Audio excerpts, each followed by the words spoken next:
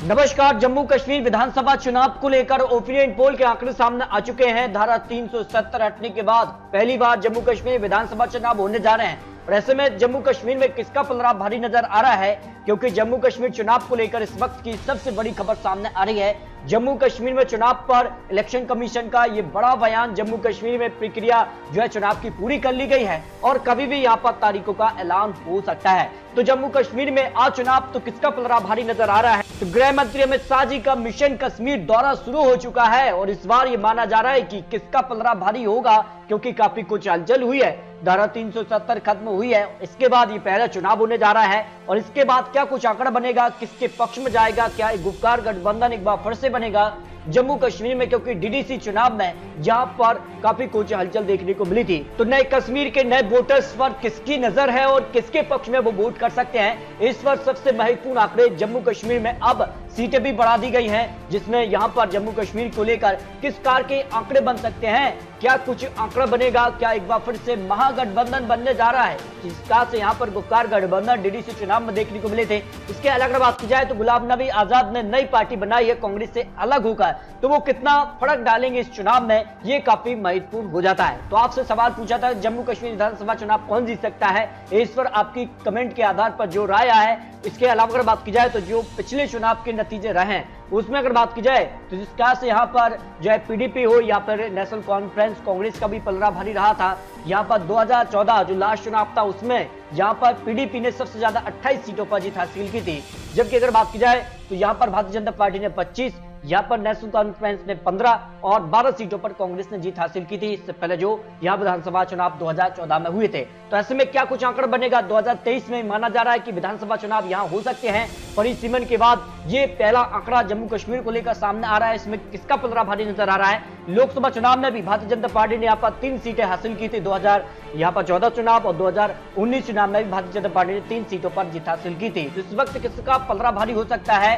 DDC चुनाव में भी बीजेपी को बड़ी जीत मिली थी, जहां बीजेपी ने यहाँ पर 70 से ज्यादा सीटों पर जीत हासिल की, जबकि गुपकार गठबंधन को यहाँ पर 97 सीटें मिली थी, यहाँ पर कांग्रेस ने 22 सीटों पर जीत हासिल की थी। तो इस तरह से अगर बात की जाए तो डीडीसी चुनाव में बीजेपी का पलड़ा भारी रहा था और अब जो है पॉलिटिकल मैप में 90 सीटें कर दी गई हैं। यहाँ जम्मू कश्मीर परिसीमन के बाद यहाँ पर 7 सीटें बढ़ा दी गई हैं। तो शुरुआत करते हैं जम्मू की 11 सीटों में से, जहां बीजेपी को सबसे ज्यादा 6 सीटें मिल सकती हैं, कांग्रेस को 1 सीट, पीडीपी को भी 1 सीट और 1 सीट यहाँ पर जो यहाँ पर गुलाम नबी आजाद ने नई पार्टी बनाई है डेमोक्रेटिक आजाद पार्टी, उसको 1 सीट मिल सकती है। इसके अलावा बात की जाए डोडा की 2 सीटों में से 1 सीट बीजेपी और 1 सीट पीडीपी के पक्ष में जा सकती है और पुलवामा की 4 सीटों में से बीजेपी 3 सीट, 1 सीट पर पीडीपी को जीत की संभावना दिखाई दे रही है। अगर बात की जाए बाड़ग्राम की 5 सीटों में से बीजेपी को 4 सीट, 1 सीट पीडीपी के पक्ष में जाने की संभावना हो सकती है।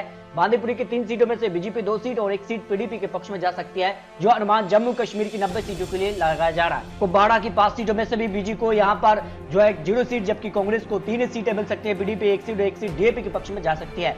कड़वा की 5 सीटों में से बीजेपी 3 सीट और यहाँ डीएपी के पक्ष में भी यहाँ पर 1 सीट, पीडीपी को यहाँ पर 1 सीट मिल सकती है, जो अनुमान लगाया जा रहा है। गदरबली की 2 सीटों में से 1 सीट बीजेपी और 1 सीट पीडीपी के पक्ष में जाने की संभावना ओपिनियन पोल के हिसाब से लगाई जा रही है। सांबा की 2 सीटों में से बीजेपी 1 सीट और 1 सीट यहाँ पर डीएपी की पार्टी पक्ष में जा सकते हैं। यहाँ पर रामबाग की 2 सीटों में से बीजेपी और डीएपी के बीच कड़ी टक्कर देखने को मिल सकती है। रियासी की 3 सीटों में से बीजेपी को 2 सीट, 1 सीट डीएपी के पक्ष में जा सकती है। राजौरी की 4 सीटों में से बीजेपी 3 सीट और यहाँ पर डीएपी पार्टी के पक्ष में 1 सीट जा सकती है। लेह की 2 सीटों में से 1 सीट पर जो है कांग्रेस और 1 सीट पर डीएपी के पलड़ा भारी नजर आ रहा है। श्रीनगर की 8 सीटों में से बीजेपी को 6 सीट, 1 सीट डीएपी और 1 सीट यहाँ पर पीडीपी के पक्ष में जाने की संभावना हो सकती है। शोपियां की 2 सीटों में से 1 सीट बीजेपी और 1 सीट डीएपी के पार्टी के पक्ष में जा सकती है। इस तरह से अगर बात की जाए तो जम्मू कश्मीर की सभी यहाँ पर 90 सीटों के आंकड़े सामने आ चुके हैं। लेकिन इससे पहले आपसे जो सवाल पूछा गया था कि जम्मू कश्मीर विधानसभा चुनाव कौन जीत सकता है, इस पर जो आपकी राय रही है कमेंट के आधार पर, आपने जो अपना कमेंट किया है, आपने जो अपना वोट किया है, जिसमें लगभग 4000 लोगों की सहमति रही है, उस हिसाब से जो अनुमान लगाया गया है आपके हिसाब से यहाँ पर भारतीय जनता पार्टी को 59% लोगों का मानना है। अगर 90 सीटों के लिए 59% के हिसाब से देखा जाए तो बीजेपी को यहाँ पर 55 सीटें मिल सकती है, यानी बहुमत से ज्यादा सीटें यहाँ पर भारतीय जनता पार्टी को मिल सकती है। यानी जम्मू कश्मीर में विधानसभा चुनाव आज हो जाते हैं तो आपके जो कमेंट है, जो आपके वोट है, उस हिसाब से बीजेपी को पूर्ण बहुमत की सरकार बन सकती है।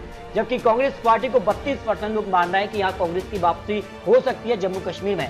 यहाँ पर 28 सीट उनके पक्ष में, पीडीपी को यहाँ पर 4% लोग मान रहे हैं कि उनकी सरकार बन सकती है, जिसके हिसाब से 3 से 4 सीट मिल सकती हैं और 3 सीट ही करीब यहां पर नेशनल कॉन्फ्रेंस के पक्ष में 3 से 4 सीट मिल सकती है, अन्य पार्टी को 1 से 2 सीटें मिल सकती हैं 2% के हिसाब से। जो आपकी कमेंट और जो आपके वोट किए हैं आपने, उस हिसाब से ये अनुमान लगाया जा रहा है। जबकि अगर बात की जाए जम्मू कश्मीर विधानसभा चुनाव के लिए 90 सीटों का जो ओपिनियन पोल है, उसमें अगर बात की जाए तो भारतीय जनता पार्टी यानी बीजेपी को 51 सीटें यानी बहुमत का आंकड़ा, इस हिसाब से भी भारतीय जनता पार्टी को धारा 370 के बाद ये पहला चुनाव होगा और यहां पर भारतीय जनता पार्टी जम्मू कश्मीर में पूर्ण बहुमत की सरकार बनाती नजर आ रही है। कांग्रेस 6 सीट, पीडीपी को यहां पर करीब 19 सीट और 11 सीटें यहां पर डीएपी पार्टी के पक्ष में जा सकती हैं, जो कि गुलाम नबी आजाद की पार्टी है, जो कांग्रेस से अलग होकर अब चुनावी मैदान में है।